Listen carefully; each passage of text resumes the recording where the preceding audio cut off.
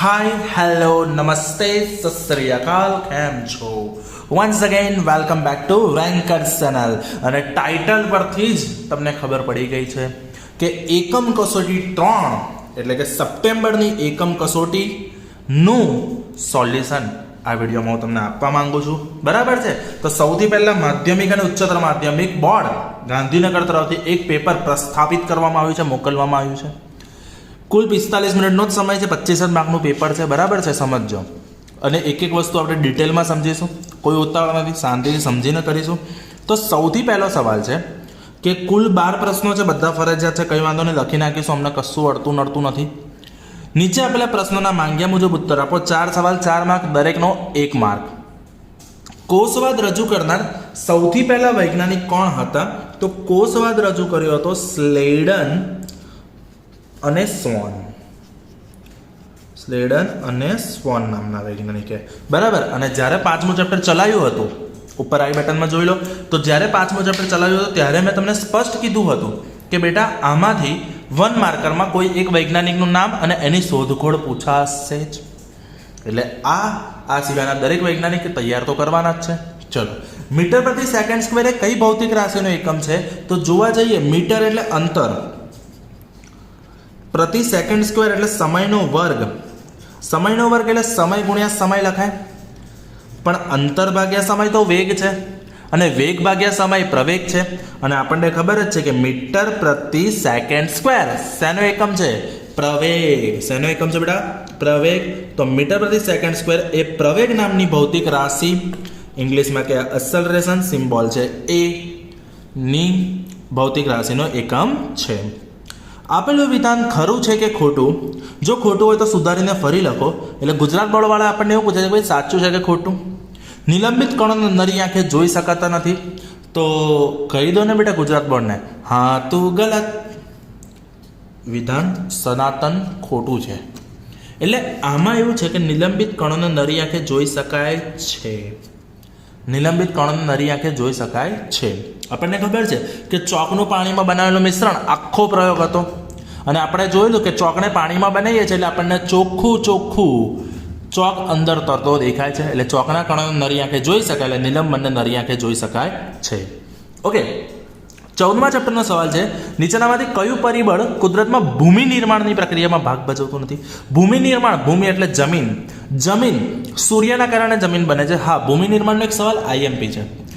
જમીન સૂર્યના કારણે બને છે, કારણ કે સૂર્યના કારણે પહાડો ગરમ થાય છે, ઠંડા થાય છે, ગરમ થાય છે, ઠંડા થાય છે. એના કારણે પહાડો નાના નાના ટુકડામાં રૂપાંતર પામે છે અને ભૂમિ બને છે. પાણી, વરસાદનું પાણી કે નદીઓના વહેતા પાણીના કારણે પહાડો ઘસાઈને તૂટે છે, જમીન બને છે. પવનના વેગના કારણે, પવનની ઝડપ, તો પવનના વેગના કારણે પણ ભૂમિનું નિર્માણ થાય છે. તો પોલિથીન બેગ એ ભૂમિ નિર્માણમાં કોઈ ભાગ ભજવતું નથી. તો answer is polythene bag. Polythene bag એ પ્રદૂષક છે, એ કોઈ નિર્માણ કરતા નથી બેટા. સમજી ગયા? ડન છે આટલી વસ્તુ. ચલો વિભાગ બી પર આગળ વધીશું.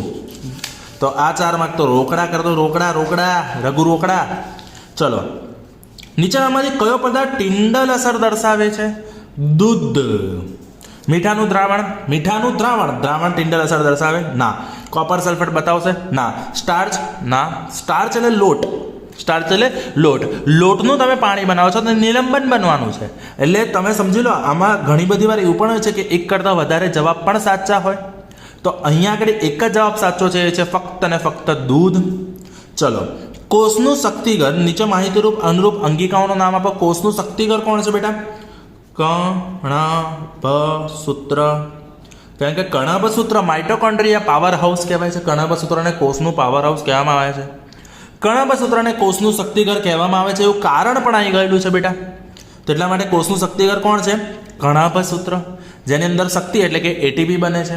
ચલો, કોષનો પરિવહન માર્ગ, એટલે કોષનો પરિવહન માર્ગ એટલે શું છે? કોષમાંથી દ્રવ્યને બહાર નિકાલ કરવો છે કે બહારથી દ્રવ્યને અંદર આવવું છે, તો એના માટે સપાટી કે માર્ગ કોણ પૂરો પાડશે? અંતઃ કોષ રસ જાળ. ખબર પડી ગઈ? કારણ કે રસ્તો પૂરો પાડે છે, માર્ગ કીધું છે. કોષની પાચક કોથળીઓ એ તો આપણી ફેવરેટ, લાઇસોસોમ. શા માટે લાઇસોસોમને કોષની પાચક કોથળીઓ કે શા માટે આત્મઘાતી કોથળી કહે છે? લાઇસોસોમને શા માટે આત્મઘાતી કોથળી કહે છે એવું આવી ગયેલું છે. એટલે લાઇસોસોમ આત્મઘાતી કોથળી કે પાચક કોથળી છે. કોષનું રસોડું, રસોડે में कौन था? तो रसोड़े में था हरितकण. એટલે હરિતકણ એ વનસ્પતિ કોષનું રસોડું કહેવાય. વનસ્પતિ કોષનું રસોડું કહેવાય. બરાબર છે, સમજી લો. હરિતકણની અંદર રહેલો ક્લોરોફિલ નામનો રંજક દ્રવ્ય જ ખોરાક બનાવી શકશે અને એ ખોરાકનો સંગ્રહ કરવાનું કામ રસધાનીનું છે. એટલે રસધાની રસોડું નથી. રસોડું એટલે એવી જગ્યા કે જ્યાં ખોરાક બનશે. સમજો તો રસોડું આવશે હરિતકણ. યાદ રાખજો બેટા, ભૂલ થશે. ઘણા બધાના સોલ્યુશનમાં ભૂલ છે, આપણું સાચું છે, એકદમ પાક્કું છે. કોષનું રસોડું એટલે હરિતકણ જ કહેવાય. અને કારણ આપી દઉં તો ક્લોરોફિલ અંદર છે. તો પૂછે રસોડે મેં કોણ થા, તો કહી દેવાનું હરિતકણ ક્લોરોફિલ થા. ઠીક છે, ચલો.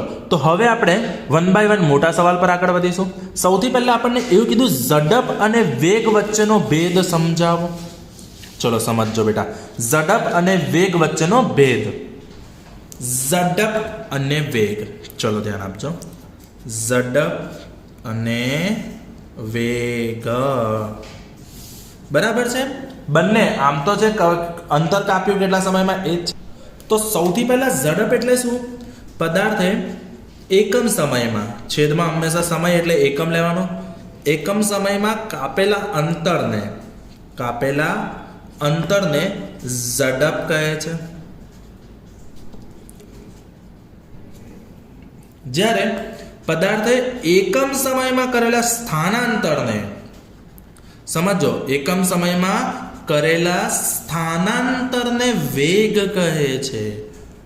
બંનેમાં ફરક છે. આમાં અંતર છે એટલે બેઝિકલી આપણે વાત કરીએ છીએ પથ લંબાઈ વિશે. બરાબર છે, શેની વાત કરીએ છીએ બેટા આપણે? પથ લંબાઈ વિશે. અને આમાં સ્થાનાંતર છે. બરાબર છે, એટલે ભૂલ ના થાય. વેગમાં સ્થાનાંતર આવે અને ઝડપમાં અંતર આવે. એટલે સૂત્ર લખવું હોય તો આવું લખી શકાય, ઝડપ બરાબર કાપેલ અંતર ભાગ્યા તે માટે લાગતો સમય. જ્યારે વેગ એટલે પદાર્થે કરેલ સ્થાનાંતર ભાગ્યા લાગતો સમય. બરાબર છે, આટલું ડન થઈ ગયું બેટા? હા કે ના? હવે સમજી લો. ઝડપનું મૂલ્ય, ઝડપ એ ધન કે શૂન્ય હોઈ શકે છે. ઝડપ એ ધન કે શૂન્ય હોઈ શકે છે, પરંતુ ઋણ ક્યારેય ના હોય. બરાબર છે. રીઝન, અંતર ધન કે શૂન્ય હોઈ શકે, સમય ધન કે શૂન્ય હોઈ શકે. અંતર કે સમય બેમાંથી એકે વસ્તુ ક્યારે ઋણ ના હોય. આપણને એક વસ્તુ ખબર જ છે કે પથ લંબાઈ છે તો પથ લંબાઈ હંમેશા ધન હોય, વધતું હોય. બરાબર છે, એટલા માટે ઝડપ ધન કે શૂન્ય હોય પણ ઝડપ ઋણ ના હોઈ શકે. એટલે તમારે લખવું લખી શકો, ઝડપ ધન કે શૂન્ય હોય, ઋણ ના હોઈ શકે. વેગ ધન, ઋણ કે શૂન્ય ગમે તે હોઈ શકે છે. બરાબર છે, તમારે વ્યવસ્થિત લખવાનું છે બેટા. અને ખબર જ છે ને, પેપર લખીને PDF મોકલવાની છે. ડન. ચલો, બીજી વસ્તુ, અંતર અદિશ છે, સમય અદિશ છે. તો ઝડપ પણ કેવી રાશિ થઈ ગઈ બેટા? અદિશ. અદિશ છે એટલે એને દર્શાવવા માટે જરૂર નથી કોની? દિશાની. કોની બેટા? દિશાની. જ્યારે વેગમાં સ્થાનાંતર છે ને સ્થાનાંતર સદિશ છે. સ્થાનાંતર કેવું છે? સદિશ. તો વેગ પણ કેવી રાશિ છે બેટા? સદિશ રાશિ છે. અને 2 માર્કમાં 4 મુદ્દા તો બહુ સરસ રીતે આવડી જાય, કોઈ જ વાંધો આવે નહીં. એકમ સમયમાં કાપેલા અંતરને એટલે અંતર ભાગ્યા સમય એટલે ઝડપ, સ્થાનાંતર ભાગ્યા સમય એટલે વેગ. અંતર સ્થાનાંતરનો ભેદ આપણા વિડીયો છે જ રેડી. ઝડપ ધન કે શૂન્ય હોઈ શકે, ઋણ ના હોય. વેગ ધન ઋણ કે શૂન્ય હોઈ શકે છે. બરાબર છે. ઝડપ અદિશ છે, વેગ સદિશ છે. બોલો આવડે? ઓ તાવડે, મિસ્ટર તાવડે, આટલું આવડે? ડન છે ને? તો આ થઈ ગયો આપણો પ્રશ્ન નંબર 7. હવે પ્રશ્ન નંબર 8 તમને મોકલું છું. બરાબર છે, પ્રશ્ન નંબર 8. ચલો, તો ઝડપ અને વેગ વચ્ચેનો ભેદ કરી લીધો આપણે. ભેદભાવ સેચ પણ આપણે રાખતા નથી, પણ આમાં ભેદભાવ કરી નાખ્યો આપણે. બરાબર છે. હવે આગળનો સવાલ છે કે જમીનના ધોવાણને રોકવા કે ઓછું કરવા માટે કઈ રીતો છે? બરાબર છે, જમીનનું ધોવાણ ને રોકવા કે ઓછું કરવા માટે કઈ રીતો છે? સૌથી પહેલા તમને એક સરસ વાત કહી દઉં કે આ જે સવાલ છે એ છે સ્વાધ્યાયનો એટલે કે બેઝિકલી ચોપડીની અંદરનો ઇનટેક્સ્ટ ક્વેશ્ચન છે. બરાબર. ગાઈડમાં જેનો પેજ નંબર 124 છે, પ્રશ્ન નંબર 34 છે કે ક્ષરણ કે ભૂમિ ધોવાણને રોકવા માટે શું કરવું જોઈએ. તો ભૂમિ ધોવાણને રોકવા માટે સૌથી પહેલા આપણે કરવાનું છે વૃક્ષારોપણ. બરાબર. કારણ કે વધુ પડતા વૃક્ષો રોપવાથી વૃક્ષોના મૂળના કારણે ભૂમિનું ધોવાણ રોકાય છે. કારણ કે ભૂમિનું બંધારણ વધી જાય. સિમ્પલ વસ્તુ, તમે જેટલા વૃક્ષ રોપશો એ વૃક્ષો મૂળ તો હશે અને એના મૂળિયા શું કરશે બેટા? એના મૂળિયા જમીનને પકડી રાખે છે. પકડી રાખે છે. એટલે વધુ વૃક્ષારોપણ ભૂમિ ધોવાણ અટકાવશે. ચલો સરસ. વૃક્ષ ના રોપો તો કશું નહીં. ઘાસની રોપણી, ઘાસારોપણ લખી નાખો. ઘાસની રોપણી. બરાબર. આટલું ખબર પડી ગઈ કે ઘાસ રોકી નાખો. તો એનું આપણને સામેની બાજુ તમને જુઓ એક સરસ મજાનો પ્રયોગ છે. એક ઢાળ બનાવ્યો છે, સામે બીજો એક ઢાળ બનાવ્યો છે. બરાબર છે. હવે અહીંયા તમે બધો ઘાસ રોપી દો અને અહીંયા નોર્મલી તો પાણી આમાં સહેલાઈથી પસાર નહીં થઈ શકે. પાણી આમાં સહેલાઈથી પસાર થઈ જશે. હા કે ના? એટલે વહેતા પાણીની શું થાય કે ઘાસ હોય તો ઘાસના કારણે શું થશે? પાણીનું રોકાણ થઈ જશે. એટલે ભૂમિ ધોવાણ અટકી જશે. આટલી ખબર પડી ગઈ. હા કે ના? ચલો બીજું, ભૂમિ ક્યારે ધોવાય? જ્યારે વહેતું પાણી એને લઈ જાય જોડે. બરાબર છે. તો ખેતરોમાં વહેતા પાણી વધારે હોય. બરાબર. તો ખેતરોની ફરતે પાળ બાંધવાની. પાળ એટલે બોર્ડર બાંધો. એટલે ખેતરની ફરતે પાળ બાંધવાથી પણ પાણીનું રોકાણ થઈ જવાનું છે. બરાબર છે. હવે પાળ બાંધી રાખશો ને પાણી ભેગું થશે તો શું થશે? તો પણ પ્રોબ્લેમ થશે. પાક કોહવાઈ જશે. તો પાણીના યોગ્ય નિકાલની વ્યવસ્થા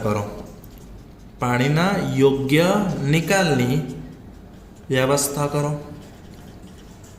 મેનેજમેન્ટ કરું. બોલો, ખબર પડી કે આટલી વસ્તુ ડન છે? ચલો હવે, અને પર્વતીય વિસ્તારમાં સમજો. પહેલા તો પર્વતીય વિસ્તારમાં ધાબા ખેતી, જે ચા થતો હોય ને એવા પર્વતીય વિસ્તાર હોય ને એમાં ધાબા ખેતી. એટલે ધાબે પણ ખેતી કરો. એટલે જમીનનું પર્વત છે એટલે પર્વતમાં શું થશે કે આ બધા ધાબા ખેતી કરીને ત્યાં આગળ જમીન રોકી રાખશે. આટલી ખબર પડી ગઈ. અને છઠ્ઠું, નદીમાં પથ્થરની આડાશ રાખો. એટલે પથ્થરની આડાશના કારણે શું થશે? પથ્થર શું કરશે? પાણીના ફ્લોને રોકશે. અને પાણીનો ફ્લો રોકાશે એટલે ઓટોમેટિક ભૂમિ ધોવાણ અટકી જશે. આટલું ખબર પડી ગઈ બેટા? હા કે ના? 100% ને? એક કામ કરું, શોર્ટકટ કરી દઉં તમને બેટા. જો, વૃક્ષારોપણનો વૃ લો અને ધાબા ખેતીનો ધા લો. એટલે શું લો? વૃદ્ધા. શું યાદ રાખો? વૃદ્ધા. નિકાલનો ની લો, ની. વૃદ્ધાની. આટલું ખબર પડી ગઈ બેટા? હા કે ના? વૃદ્ધાની આડાસ પા. વૃદ્ધાની આડાસ ગાપા પા ઘાસ. વૃદ્ધાની આડાસ પા ઘાસ. બરાબર. જો, વૃક્ષારોપણ. બરાબર છે. ઘા તો ધાબા ખેતી. ધા એટલે ધાબા ખેતી. ની એટલે યોગ્ય નિકાલ. આડાસ તો નદીમાં કરો આડાસ. પાળ અને ઘાસારોપણ. થઈ ગયું મોઢે? બહુ સુપર. અંકિત સરની જાય. બરાબર. જોઈ લો બેટા.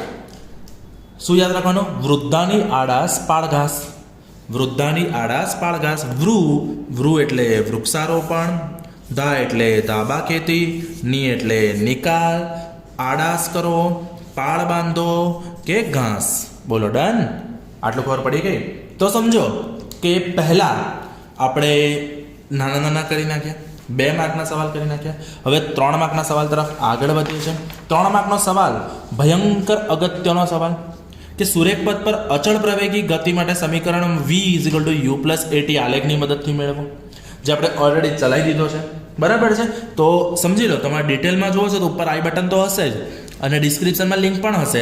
અને તમને અત્યારે થોડું સ્પીડ રિવિઝન છે એટલે સ્પીડમાં જશે બેટા. તો હવે આગળનો સવાલ 3 માર્ક માટે આવી રહ્યો છે. પ્રશ્ન નંબર 9, અચળ પ્રવેગી ગતિ માટે v u + at ની સાબિતી. આ આલેખ કેવી રીતે દોરવાનો તમને બધું જ મેં ઓલરેડી આગળ વિડીયોમાં સમજાવી દીધું છે. ફટાફટ ધ્યાન આપી દો. સૌથી પહેલા ધારો કે કોઈ પદાર્થ u જેટલા પ્રારંભિક વેગથી ગતિ કરે છે. તો પદાર્થનો પ્રારંભિક વેગ લખી નાખું ને, પદાર્થનો પ્રારંભિક વેગ એટલે યુ. યુ એટલે કેટલું છે બેટા? OA. કારણ કે આપણે પ્રારંભિક વેગ દર્શાવવા માટે આલેખમાં વેગ વિરુદ્ધ સમયના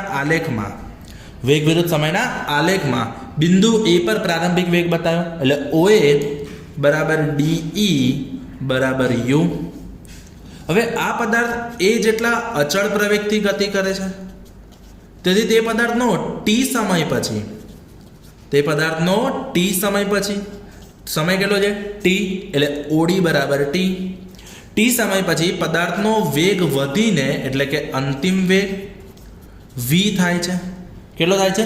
V, જે અહીંયા બતાવે છે BD થી, બરાબર? એટલે BD બરાબર V. બોલો, આટલું ખબર પડી ગઈ? હા કે ના? 100%. તો હવે સમજો બેટા કે આપણે શું લઈશું બેટા? વેગનો ફેરફાર.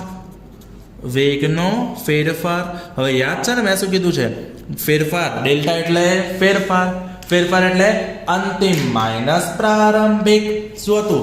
અંતિમ માઇનસ પ્રારંભિક. અંતિમ વેગ કેટલો છે? V. પ્રારંભિક વેગ કેટલો છે? U. અને એમાં પણ આઈડિયા નો આવે ને તો આમાં જોઈ લો, અંતિમ વેગ V, પ્રારંભિક વેગ U, તો આટલો થયો ફેરફાર V માઇનસ U. દેખાય છે? આટલો થયો ફેરફાર V માઇનસ U. બોલો, ડન. તો એ થઈ ગયું BE. એ શું થઈ ગયું બેટા? BE. બોલો, આટલું ડન થઈ ગયું? હા કે ના? એટલે તમારે આલેખ દોરવાનો.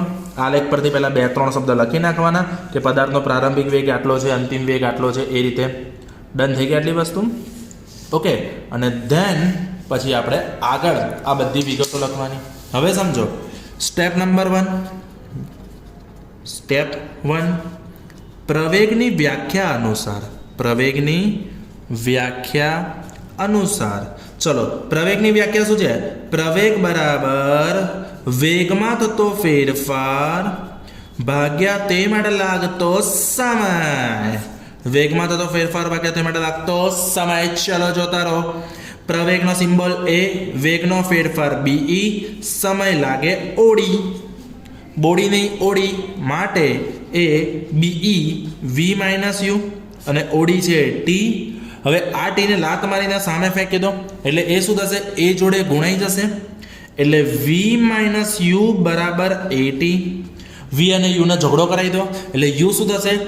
સાસરે છોડીને પિયર જતું રહેશે એટલે બરાબરની પેલી બાજુ જાય એટલે માઇનસ હોય તો આ બાજુ જાય તો શું થાય? પ્લસ. એટલે V બરાબર U પ્લસ AT. બોલો, સમીકરણ સાબિત થાય છે. ઇંગ્લિશમાં લખી નાખો બેટા, ગેટ્સ પ્રૂવડ. તો આ થઈ ગયો આપણો 3 માર્કનો સવાલ, એટલે કે સુરેખ પથ પર અચળ પ્રવેગી ગતિ માટેનું સમીકરણ. હવે આવે છે one and only the most favourite પ્રાણી કોષની નામ નિર્દેશિત આકૃતિ. સ્વચ્છ આકૃતિ, ફટાફટ ધ્યાન આપજો બેટા. તો પ્રશ્ન નંબર 10, પ્રાણી કોષની નામ નિર્દેશિત આકૃતિ. ફટાફટ રેડી થઈ જાઓ. સૌથી પહેલા એક કામ કરો, 1 રૂપિયાનો સિક્કો લો. અરે મોટો એક કામ કરો, 10 રૂપિયાનો સિક્કો લો અને 10 રૂપિયાનો સિક્કો લઈ સરસ મજાનો એક ગોળ દોરી દો. બરાબર? સૌથી સહેલી આકૃતિ શીખવાડું છું બેટા. આ રીતે ગોળ દોરી દો અને એની અંદર એક બીજું નાનું ગોળ દોરી દો. ચલો, પહેલા આટલું આવડી જશે. ફટાફટ ધ્યાન આપજો બેટા. અને નાના ગોળની અંદર પણ એક નાનું ગોળ દોરી અંદર આ રીતે DNA બતાવી દો. બોલો, ખબર પડી ગઈ બેટા? હા કે ના? અને આની ઉપર ટપકા બતાવી દો આ રીતે. ચલો, આટલું ક્લિયર થઈ ગયું? હા કે ના? તો સમજી લો, સૌથી પહેલા આપણે શું દોરવાની છે? તો પ્રાણી કોષમાં દોરી દો અંતઃકોષરસજાળ. અંતઃકોષરસજાળ તમારે આ રીતે દોરવાની. બરાબર? નો ડાઉટ એ થોડી છૂટી દોરજો જેથી ગોલ્ગી પ્રસાધન જેવી ના લાગે. સમજજો. બરાબર છે? અને એકમાં આવી રીતે ટપકા પણ બતાવજો, કારણ કે ખરબચડી અંતઃકોષરસજાળ પણ હોય તો ખરી જ ને. ડન છે આટલી વસ્તુ? બરાબર છે? તો ગોલ્ગી પ્રસાધનની વાત થાય તો ગોલ્ગી પ્રસાધન બતાવી જ દઈએ ને. તો ગોલ્ગી પ્રસાધન માટે પહેલાં આવું મોટું દોરી નાખો, એક સિસ્ટર નહીં, પછી આ રીતે, પછી આ રીતે, પછી આ રીતે. બોલો, આટલું આવડે? હા કે ના? સરસ મજાનું. હવે સાથે સાથે દોરી નાખો આપણું કણાભસૂત્ર શક્તિઘર. શક્તિ હે, ભક્તિ હે. ચલો જુઓ, એટલે આ થઈ ગયું કણાભસૂત્ર. મને હજી એક દોરવું છે, મને મજા આવી ગઈ દોરવાની કણાભસૂત્ર. આ દોરી નાખો, 3D માં બતાવી દો. ચલો, આટલું ખબર પડી ગઈ? હા કે ના? ચલો, એ સિવાય હવે કઈ પણ વસ્તુ બાકી રહી ના. તો હવે શું કરવાની વચ્ચે ટપકા ટપકા ટપકા ટપકા ટપકા ટપકા ટપકા ટપકા ટપકા ટપકા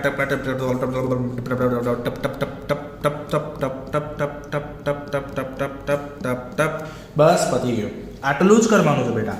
બરાબર છે? એક કામ કરો ને, એક બે આવી ગોળ ગોળ મટોળ થેલીઓ બતાવી દો ને બેટા.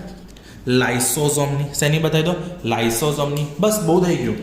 આટલામાં તો તમારા સાહેબ હું પણ પોતે ખુશ. ચલો, સૌથી પહેલા પ્રાણી કોષમાં કોષ દિવાલ હોય ના હોય? તો સૌથી બહાર શું આવે બેટા? કોષ રસ પટલ. બરાબર છે? પછી આ શું છે બેટા? કણાભસૂત્ર. પછી આ શું છે? ગોલ્ગી પ્રસાધન. ના, આ છે અંતઃકોષરસ જાળ. સોરી, અંતઃકોષરસ જાળ. બે બતાવી છે તો અહીંયા લખી નાખો ખરબચડી અંતઃકોષરસ જાળ. અહીંયા બતાવી દો લીસી અંતઃકોષરસ જાળ. ચલો, આટલું ખબર પડી ગઈ? હા કે ના? હવે આ શું છે બેટા? લાઇસોઝોમ. આ શું છે? લાઇસોઝોમ. આ પણ કણાભસૂત્ર. આ થઈ ગયું ગોલ્ગી પ્રસાધન. આ શું થઈ ગયું? ગોલ્ગી પ્રસાધન. અને ટપકા ટપકા શું હતું? કોષરસ. ટપકા ટપકા શું હતું? કોષરસ. બસ બધા ખુશ. બોલો, આટલું સિમ્પલ વસ્તુ આવડે? પ્રાણી કોષનું નામ નિર્દેશિત સ્વચ્છ આકૃતિ આવડશે 100%. કર્યું શું છે? કશું જ નથી કર્યું. એક ગોળ દોર્યું, અંદર બીજું એક ગોળ દોર્યું, અને બાકી બધા ટપકા કરીને પછી 2-3 આવી સમાંતર રેખાઓ દોરી દો. ડન. તો હવે આગળનો સવાલ કયો છે બેટા? તો આગળનો સવાલ છે જળ પ્રદૂષણ એટલે શું? જળ પ્રદૂષણની અસરો સમજાવો. તો ચાલુ કરી દઈશું. સવાલ નંબર 11, જળ પ્રદૂષણ એટલે શું? જળ પ્રદૂષણની અસરો સમજાવો. તો સૌથી પહેલા જળ પ્રદૂષણ કોને કહીશું? તો જે પ્રદૂષણ એટલે જે વસ્તુ આપણને નુકસાન કરે, જે વસ્તુ આપણને હાર્મફુલ હોય એને આપણે પ્રદૂષણ કહીએ છીએ. તો આપણે વાત કરીએ જળ એટલે કે પાણીની, તો લખવાનું પાણીમાં હાનિકારક પદાર્થોનો ઉમેરો થતા તે ઉપયોગ માટે નકામું બને છે, તેને જળ પ્રદૂષણ કહેવાય. આટલું ખબર પડી ગઈ? એટલે આપણો પહેલો સવાલ જે છે જળ પ્રદૂષણ એટલે શું, તો એનો સવાલનો જવાબ આવડે બેટા? હા કે ના? આમ જોવા જઈએ તો જવાબ ઘણો લાંબો છે, પણ આપણે ટૂંકમાં સમજીશું. બરાબર? અને હા, થોડું આપણે ડિટેલમાં સમજાવીએ છીએ એટલા માટે વિડીયો થોડોક લાંબો બનતો જ હોય છે. બરાબર? કારણ કે ફટાફટમાં 5-10 મિનિટનો વિડીયો, કોઈ જ એક્સપ્લેનેશન નહીં, ખાલી જવાબો ગોખાવાના. ના, આપણે એવું નહીં કરીએ બેટા. બરાબર છે? ચલો, તો જળ પ્રદૂષણની અસરો. સૌથી પહેલા જળ પ્રદૂષણ એટલે શું? પાણીમાં જે હાનિકારક પદાર્થોનો ઉમેરો થઈને પાણી ઉપયોગ માટે નકામું બની જાય તો એ ઘટનાને જળ પ્રદૂષણ કહેવાય. અને જે હાનિકારક પદાર્થો ઉમેરાયા એને કહેવાય પ્રદૂષકો. બોલો, આટલું ખબર પડી ગઈ? હા કે ના? તો જળ સૌથી પહેલા એની અસર કે જળાશયમાં જેવા આપણે વાત કરી રહ્યા છે પેજ નંબર 122 પર બેટા. પેજ નંબર 122 પર પ્રશ્ન નંબર 21 ગાઈડમાં. બરાબર છે? ચલો ધ્યાન આપજો. જળ પ્રદૂષણની અસરો સમજાવો. જળાશયમાં અનૈચ્છિક પદાર્થો જેવા કે ખેતરોમાં ઉપયોગ લેવામાં આવતા જંતુનાશક પદાર્થો. બરાબર છે? આપણે સમજ્યા હતા કે જંતુનાશક પદાર્થો, જંતુનાશક દવાઓનો છંટકાવ કરીએ તો એનાથી પાક તો સારો રહેશે, પણ જંતુનાશક દવાઓ શું કરશે? ખાતરમાં ભળશે, કાગળ ગમે તેમાં. તો એ ક્યાં પડશે? જમીન પર. તમે દવાનો છંટકાવ કરો છો, દવા પડ્યું ક્યાં? જમીન પર. જમીનમાં તમે સિંચાઈ માટે શું નાખેલું છે? પાણી. એટલે પાણીની અંદર ઝેર આવી ગયું, પાણી પ્રદૂષિત થઈ ગયું. હા કે ના? એવું નથી જંતુનાશક દવા. બીજું શું આવે? ખાતરો. કાગળ ઉદ્યોગમાં વપરાતો પારો, દેવદાસવાળો પારો નહીં, મર્ક્યુરી. બરાબર છે? એક પ્રકારનું તત્વ છે બેટા. તો કાગળ ઉદ્યોગમાં ઉપયોગ થયેલો પારો. બરાબર છે? આ બધી વસ્તુ શું કરશે કે આ બધું જ ગંદુ થવાથી આપણને કોલેરા અને ટાઇફોઇડ જેવા રોગ થાય છે. કોલેરા કે ટાઇફોઇડ જેવા રોગ થાય છે. એટલે જળ પ્રદૂષણની પહેલી અસર શું છે કે કોલેરા કે ટાઇફોઇડ થઈ શકે. શું થઈ શકે બેટા? કોલેરા કે ટાઇફોઇડ. બોલો, આટલું થઈ ગયું? હા કે ના? બીજું, જળાશયમાં વસવાટ કરતી વનસ્પતિઓ અને પ્રાણીઓ પાણીમાં ઓગળેલા ઓક્સિજનનો ઉપયોગ કરે છે. સિમ્પલ વસ્તુ છે કે ભાઈ સમજો કે જળાશયમાં જે માછલીઓ બધું રહે છે તે માછલીઓ ઓક્સિજન ક્યાંથી મેળવે છે? તે માછલીઓ ઓક્સિજન મેળવશે બેટા પાણીમાંથી. ઓક્સિજન ક્યાંથી મેળવવાની છે? પાણીમાંથી. તો પાણીમાં આ જે માછલી છે બિચારી બાપડી પ્રેમથી બહારનો ઓક્સિજન વાપરે છે પાણીનો. હવે શું થાય છે કે તમે આ બધું જે અંદર નાખ્યું છે, જે જૈવ વિઘટની કે પ્રદૂષકો, એટલે ખાતરને આપણે એ બધી વસ્તુ કચરો બધો નાખો છો, તે અંદર શું થાય છે? અંદરનો ઓક્સિજન વપરાઈ જાય છે. હવે ઓક્સિજનનો ઘટાડો થાય, ઓક્સિજનનો શું થાય? ઘટાડો. તો ઓક્સિજનનો ઘટાડો વિપરીત અસર કરે ને. કોના કારણે? જૈવ વિઘટનીય પદાર્થોના કારણે. હા કે ના? અને એના કારણે શું થાય? ઓક્સિજનનો ઘટાડો થાય એટલે જીવન થોડું અઘરું પડી જાય. સીધી વસ્તુ છે. આપણને શ્વાસ લેવામાં તકલીફ પડે, એમને પણ શ્વાસ લેવામાં તકલીફ પડે. એટલે જળ પ્રદૂષણથી જળાશયમાં રહેતા જીવોને ઓક્સિજનમાં ઘટાડો થાય છે. બરાબર છે. ત્રીજી વસ્તુ કે જ્યારે તમે પાણી ફેક્ટરીમાંથી ને એમાંથી ગરમ પાણી મોકલો છો કે ઉષ્મીય પ્રદૂષક કહેવાય છે એને. બરાબર છે. તમે ગરમ પાણી કે કેમિકલ વાળું પાણી તમે જેવું નદીમાં છોડો છો એટલે નદીમાં શું થાય? નદીનું તાપમાન ઓટોમેટિક વધી જશે. એટલે તાપમાનમાં શું થાય? અચાનક આવ્યો પરિવર્તન. તાપમાનમાં શું આવ્યો બેટા? પરિવર્તન. અને તાપમાનની ફેરફાર થશે એટલે ઓટોમેટિક શું કરશે? એના પ્રજનન પ્રક્રિયાને અસર કરશે. અને પ્રજનનને અસર કરશે એટલે એના ઈંડા, એના બચ્ચા બધાને અસર થાય ને બેટા. બરાબર છે. એટલે કે એના પ્રાણીઓના ઈંડા, ડીંબ વગેરે તાપમાન સામે સંવેદનશીલ છે. એટલે ડીંબને, ઈંડાને અસર કરે છે. ફટાફટ ધ્યાન આપો. જળ પ્રદૂષણ કોને કહેવાય? તો પાણીમાં હાનિકારક પદાર્થોનો ઉમેરો થતા તે ઉપયોગ માટે નકામું બની જાય છે અને નકામું બનવાની પ્રક્રિયાને જળ પ્રદૂષણ કહે છે. જંતુનાશક પદાર્થો, ખાતરો, કાગળ ઉદ્યોગમાં વપરાતો પારો ઉમેરવાથી જે ખરાબ થયેલું પાણી છે જેના કારણે કોલેરા અને ટાઇફોઇડ જેવો રોગ થાય છે એટલે મનુષ્યનું થઈ ગયું. જળાશય કે પાણીઓમાં રહેતા જે જીવો છે તેમાં ઓક્સિજનનો ઘટાડો થાય છે જૈવ વિઘટનીય પદાર્થોના કારણે, જેના કારણે એમના જીવન પર વિપરીત અસર પડે છે. ગરમ પાણી કે ઉષ્મીય પ્રદૂષકો પાણીમાં છોડવાથી તાપમાનમાં પરિવર્તન આવે છે જેના કારણે જળાશયમાં રહેતા પ્રાણીઓને પ્રજનન પ્રક્રિયા પર અસર થાય છે અને ઈંડા અને ડીંબને અસર કરે છે. બોલો, આટલું ડન થઈ ગયું? હા કે ના? તો last but not the least, છેલ્લો સવાલ આવી ગયા. મિશ્રણમાં અલગીકરણ માટેની પદ્ધતિઓ જણાવીને ઉર્ધ્વપાતન પદ્ધતિની આકૃતિ સહ સમજૂતી આપો. મોસ્ટ આઈએમપી સવાલ, 4 માર્કનો છે બેટા. ચલો, તો મિશ્રણમાં અલગીકરણ માટેની પદ્ધતિ સૌથી પહેલા એવું સમજી લો, કોઈ પણ પદાર્થ ક્યાં તો શુદ્ધ હોય, ક્યાં તો મિશ્રણ હોય, ક્યાં તો સંયોજન હોય. તો શુદ્ધ પદાર્થ છે તો એ તત્વ છે. જો એ સંયોજન છે તો એકબીજામાં એવી રીતે ભળી ગયા છે કે જેને છૂટા કરવા માટે, એટલે કે દ્રાવ્યમાં દ્રાવક એટલી રીતે ઓગળી ગયો છે કે એને સહેલાઈથી છૂટો ના કરી શકે. તો મિશ્રણ જેમાં દ્રાવ્ય અને દ્રાવક એ સહેલાઈથી છૂટા પડી શકે, રાસાયણિક દ્રષ્ટિએ અશુદ્ધ હોય, તો મિશ્રણમાંના ઘટકોને અલગ કરવાની પદ્ધતિ અલગીકરણ કહેવાય. એટલે પહેલો મુદ્દો તમે એ લખશો, અલગીકરણની વ્યાખ્યા. મિશ્રણમાંના ઘટકોને અલગ કરવાની પદ્ધતિને અલગીકરણ કહે છે. ચલો, અલગીકરણ માટેની અલગ અલગ પદ્ધતિઓ છે. અલગીકરણ માટે સૌથી પહેલી પદ્ધતિ યાદ કરો. અલગીકરણ માટે સૌથી પહેલી પદ્ધતિ હતી હાથથી ચૂંટવું, જેનું મેં તમને સમજાવ્યું હતું કે તમે રોજ સવારે ધારો કે મમ્મી ધારો કે ચલો કોઈ પણ કઠોળની ગમે તે બનાવે છે તો પહેલાં કઠોળને એકવાર હાથમાં રાખીને સાફ કરતા હોય છે જેથી કાકરીને બધું નીકળી જાય. તો એ હાથથી ચૂંટવું થઈ ગયું. બીજું, રોજ સવારે ચા ગાળીએ છે, દાળમાંથી લીમડો ગાળીએ છે તો એ ગાળણ પ્રક્રિયા થઈ ગઈ, ગાળવાનું થઈ ગયું. ત્રીજું, સેન્ટ્રીફ્યુગેશન. યાદ કરો, માખણમાંથી આપણે છાશ અલગ કરીને પછી ઘી બનાવતા હતા. તો મલાઈને ફૂલ સ્પીડમાં મિક્સરમાં ફેરવો છો અને મલાઈ ફૂલ સ્પીડે મિક્સરમાં ફરે અને પછી શું થાય છે બેટા? તો બધું માખણ નીચે બેસે છે અને બધી છાશ ઉપર રહી જાય. તો સેન્ટ્રીફ્યુગેશન. રુધિર અને યુરિન એટલે કે મૂત્રના ટેસ્ટ માટે વપરાતું હતું. યસ, યાદ આવી ગયું બેટા, કારણ કે ઓલરેડી ચેપ્ટર ચાલી ગયું છે. બાષ્પીભવન, આપણે શું કરતા હતા? સીધું પાણીથી ઉકાળી લેતા હતા એટલે બાષ્પ ઉડી ગઈ અને બાકીનો ઘન પદાર્થ અંદર રહી જશે. પછી સ્ફટિકીકરણ. તો બાષ્પીભવન અને સ્ફટિકીકરણમાં એ જ ફરક છે. બાષ્પીભવનમાં તમે શું કરો છો? અચાનક જ ગરમ કરી દો છો, ઠંડુ કરતા નથી. સ્ફટિકીકરણમાં તમે શું કરશો? ધીમે ધીમે ગરમ કરશો, ધીમે ધીમે ઠંડુ કરશો એટલે ઓટોમેટિક સ્ફટિક અંદર બનશે અને પછી ગાળી નાખો એટલે સ્ફટિકો અલગ થઈ ગયું બેટા. ડન. પછી નિસ્યંદન. નિસ્યંદનના 2 પ્રકાર, સાદું અને વિભાગીય. સાદું અને વિભાગીય. સાદું નિસ્યંદન જે આપણે અલગ અલગ જેની વચ્ચે 25 ડિગ્રી સેલ્સિયસનો તફાવત હતો એના માટે લેતા હતા. વિભાગીય નિસ્યંદનનું આપણે તો શું કર્યું હતું? હવામાંથી ઓક્સિજન વાયુ છૂટો કર્યો હતો. હા કે ના? બરાબર છે. પછી ભિન્નકારી ગળણી, ભિન્નકારી ગળણી. બરાબર. ઉર્ધ્વપાતન, જે આપણે અત્યારે ફરીવાર સમજાવું છું. ઉર્ધ્વપાતન. ક્રોમેટોગ્રાફી, સરસ મજાનો આપણે કલર અલગ કરેલો, ક્રોમેટોગ્રાફી.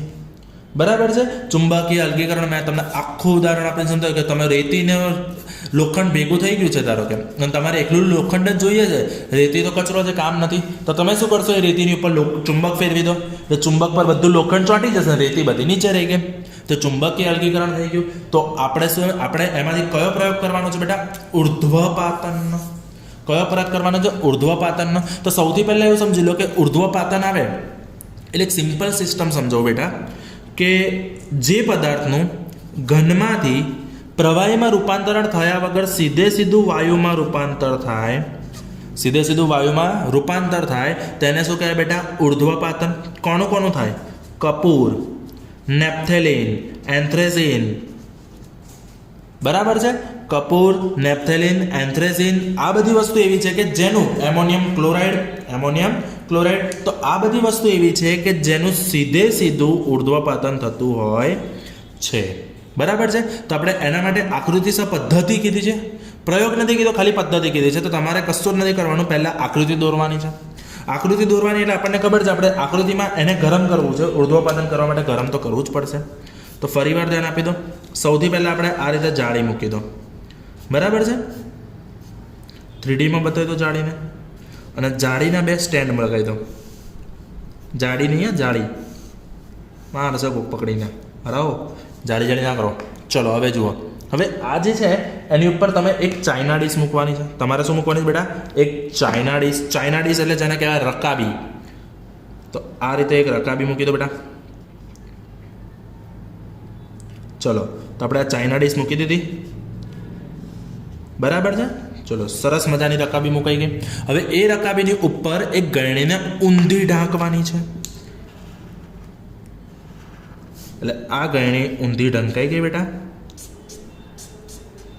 ચલો ધ્યાન આપજો. અને એની ઉપર તમારે નાખી દેવાનું છે રૂનું પૂમડું. ગુંબડું નહીં, પૂમડું. આ રૂનું પૂમડું નાખી દીધું. બોલો, ડન થઈ ગઈ આટલી વસ્તુ? હા કે ના? 100%. અને જાળી છે તો જાળીને બતાવી દઈએ ને આપણે, જાળી જેવી લાગવી જોઈએ ને, જાળી. બરાબર છે? અને જાળીની નીચે મૂકી દો બેટા એક બર્નર. 100 મૂકી દો બેટા, બર્નર. ચલો, આ પાઇપ કાઢી નાખો. અને બર્નર છે એટલે હે આ ગઈએ. ચલો, આગ લાગી ગઈ. હવે સમજો, બર્નરને આપણે સળગાવ્યું છે તો અંદર તો કંઈક તો મૂકવું પડશે ને. તો સૌથી પહેલાં અંદર આવશે મીઠું અને એમોનિયમ ક્લોરાઇડ. સમજો, અંદર કયું આવશે? મીઠું અને એમોનિયમ ક્લોરાઇડનું મિક્સર. મીઠું અને એમોનિયમ ક્લોરાઇડનું મિશ્રણ. હવે શું થશે સમજો. ધીમે ધીમે હવે ધ્યાન આપજો. તો મિશ્રણમાં સૌથી પહેલાં હવે આખી પદ્ધતિ સમજાવું છું. અને સવાલ નંબર 33. બરાબર? સવાલ નંબર 33, પેજ નંબર આવશે 201 બેટા. સમજો, મિશ્રણમાં એક ઘટક ઉર્ધ્વપાતન ના પામી શકે અને મિશ્રણમાં એક ઘટક એવો હોય કે જેનું સીધું ઉર્ધ્વપાતન થઈ શકે, તો તેવા પદાર્થોને અલગ કરવા માટે, તેવા ઘટકોને અલગ કરવા માટે આપણે ઉર્ધ્વપાતન નામક એક અલગીકરણ પદ્ધતિનો ઉપયોગ કરીએ છીએ. આકૃતિમાં દર્શાવ્યા મુજબ સાધનોની ગોઠવણી કર્યા પછી એક ચાઇના ડીશમાં મીઠું અને એમોનિયમ ક્લોરાઇડ ગોઠવો અને એની ઉપર એક ઊંધી ગળણી મૂકી, અને એની ઉપર રૂનું પૂમડું ઢાંકી દો. બરાબર છે? હવે બર્નર ધીમેથી બર્નરને ચાલુ કરી અને બર્નર વડે ચાઇના ડીશને ગરમી આપો. અને ચાઇના ડીશને ગરમી આપવાના લીધે એમોનિયમ ક્લોરાઇડનું શું થશે બેટા? ઉર્ધ્વપતન થશે. અને એમોનિયમ ક્લોરાઇડ ઉપર જઈને ઠંડી થશે અને એ ગળણીમાં આકૃતિમાં બતાવ્યા પ્રમાણે જામી જશે. ખબર પડી ગઈ? હવે શું થયું કે બધી જ વસ્તુ એક જ વસ્તુ થઈ ગઈ કે બધું એમોનિયમ ક્લોરાઇડ ઉપર આવી ગયું. મીઠું બધું નીચે રહી ગયું. તો ટૂંકમાં શું થયું? મિશ્રણને ગરમ કર્યું તો બંને ઘટકોનું સહેલાઈથી અલગીકરણ થઈ શક્યું. એટલે તમારે શું કરવાનું બેટા સમજો કે જ્યારે ઉર્ધ્વપાતન હોય તો એક પદાર્થનું ઉર્ધ્વપાતન થઈ જવાનું ગરમી આપવાથી. કપૂર હોય તો કપૂરનું સેવું ઉર્ધ્વપાતન થઈ જાય. બોલો, આટલું સમજણ પડી ગઈ? હા કે ના? તો આ થઈ ગઈ મિશ્રણમાં અલગીકરણ કરવાની પદ્ધતિઓ, આ રહી, અને ઉર્ધ્વપાતનની પદ્ધતિ અને સમજૂતી. ડન. તો સમજી લો, આ થઈ ગયું આપણું એકમ કસોટીનું સોલ્યુશન. આ આપણું શું થઈ ગયું બેટા? એકમ કસોટીનું સોલ્યુશન. દરેકના વિડીયો અંદર સમજો, દરેકના વિડીયો આપણી પાસે રેડી છે. બરાબર છે? ડિટેલમાં જોવાય તો વિડીયો પણ આપણી પાસે રેડી છે દરેક વસ્તુના. અને તો પણ મેં સોલ્યુશન બને એટલું ડિટેલમાં અને સારી રીતે સમજાવ્યું છે. એટલા માટે સમજી લો કે ઓલમોસ્ટ 35 થી 40 મિનિટનો વિડીયો બન્યો છે. પણ એક વસ્તુ સરસ મજાની સમજાઈ છે એટલે તમને ફટાફટ લખવામાં વાંધો આવશે નહીં, કારણ કે સમજાવવામાં અને લખવામાં ફરક પડે. ડન છે બેટા? તો આજના વિડીયોમાં આટલું જ રાખું છું. સરસ મજાનું પેપર તૈયાર કરી, આખું મોઢે કરી, લખી, પહેલાં PDF મને મોકલો, ચેક થઈ જાય પછી PDF સ્કૂલમાં આપવા જજો. તો આજના લેક્ચરમાં આટલું જ રાખું છું. બેસ્ટ ઓફ લક બચ્ચા log. Thank you. That's it from my side. You're a superhero.